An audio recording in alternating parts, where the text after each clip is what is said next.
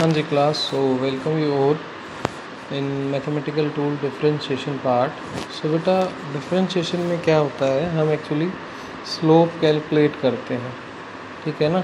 Slope का मतलब है change in a physical quantity with respect to another one, ठीक है ना। ये तो होता है हमारा स्लोप कि एक फिजिकल क्वांटिटी में हम चेंज काउंट कर रहे हैं दूसरे के रिस्पेक्ट में, इसको बोला जाता है स्लोप, ठीक है ना। जैसे आपने किया होगा 9th या 10th क्लास में मोशन वाले चैप्टर में ज़रूर किया होगा, ठीक है ना। भाई ये आपको कोई स्लोप दे रखा है, इसकी वैल्यू आपको निकालनी है ए से लेकर बी तक। तो क्या करते थे, एक परपेंडिकुलर डालते थे इधर और एक इधर, तो ये हो जाता था आपका y2 माइनस y1 और ये हो जाता था आपका x2 माइनस x1, क्योंकि इसके कोऑर्डिनेट आप लेते थे x2 y2 और इसके कोऑर्डिनेट लेते थे x1 y1, ठीक है ना।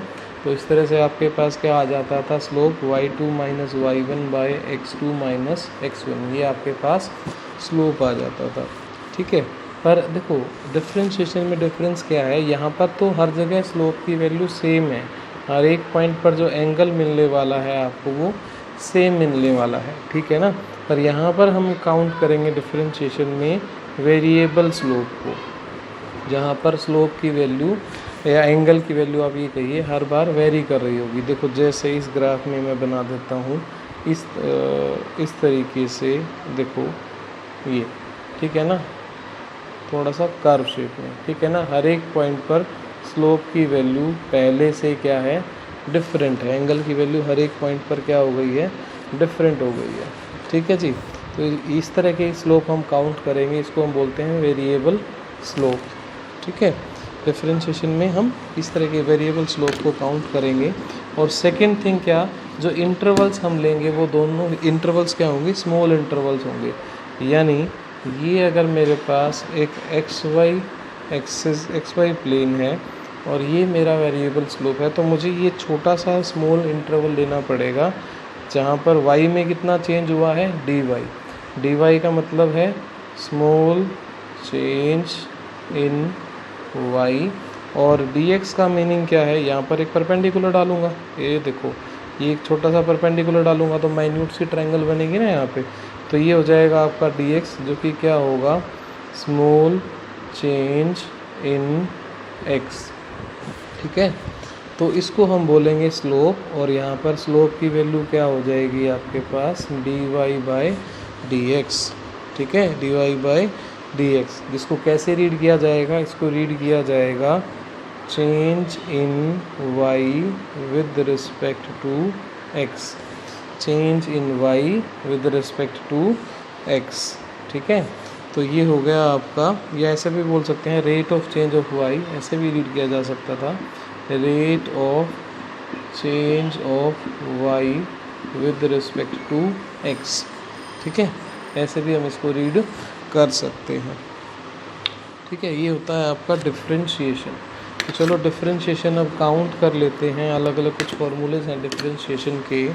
जैसे पहले फार्मूले की अगर मैं बात करूं तो differentiation of y dy by dx निकालना है, जहां पर y जो है ना आपका वो कांस्टेंट है, यानी y की वैल्यू फिक्स है। अब बेटा जब y की वैल्यू फिक्स ही हो गई, उसमें कोई वेरिएशन ही नहीं आ रहा, कोई वेरिएबल ही नहीं है, तो आपका डिफरेंशिएशन कितना हो जाएगा, ज़ीरो हो जाएगा।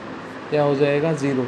अगर मैं ये कहूँ कि y जो है ना वो क्या है, हाइट ऑफ बिल्डिंग है, हाइट ऑफ बिल्डिंग है, और बिल्डिंग पे कंस्ट्रक्शन चल नहीं रहा ना, तो उसको तोड़ा जा रहा है, तो हाइट उसकी सेम रहेगी, कोई बदलाव नहीं आएगा हाइट में, तो इसलिए आपका डिफरेंशिएशन क्या हो जाएगा, ज़ीरो हो जाएगा। जैसे मैं निकालूँ differentiation of 5 with respect to x, तो 5 तो कांस्टेंट है ना, तो 5 में तो कोई चेंज आ ही नहीं रहा, तो डिफरेंशिएशन क्या हो जाएगा आपका, ज़ीरो हो जाएगा, ठीक है।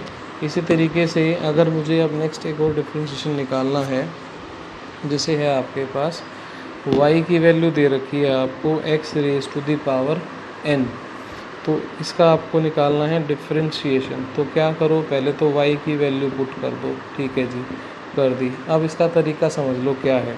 तरीका ये बेटा, जो पावर है उसको आगे लिखा जाता है, पहले जिस पर पावर थी उसको एज इट इज़ लिखा जाता है, और जितनी पावर थी उसमें से एक माइनस कर दिया जाता है, ठीक है ना। और अब x का डिफरेंशिएशन करो, यानी जिसके ऊपर पावर थी, ये तो मैंने पावर का डिफरेंशिएशन बताया आपको, ये क्या बताया, सिर्फ पावर का डिफरेंशिएशन। पावर आगे जिस पर पावर थी वो term as it is power -1। अब जिस पर पावर थी उसका डिफरेंशिएशन किसके रिस्पेक्ट में, जिसके रिस्पेक्ट में हमें करना है। तो ये तो पार्ट हो गया हमारा 1, और ये क्या हो गया हमारे पास nx n-1, तो ये हमारे पास आ गया डिफरेंशिएशन।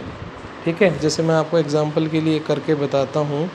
हमारे पास है x⁻⁶। देखो हमें दे रखा है ये भाई y=x⁻⁶,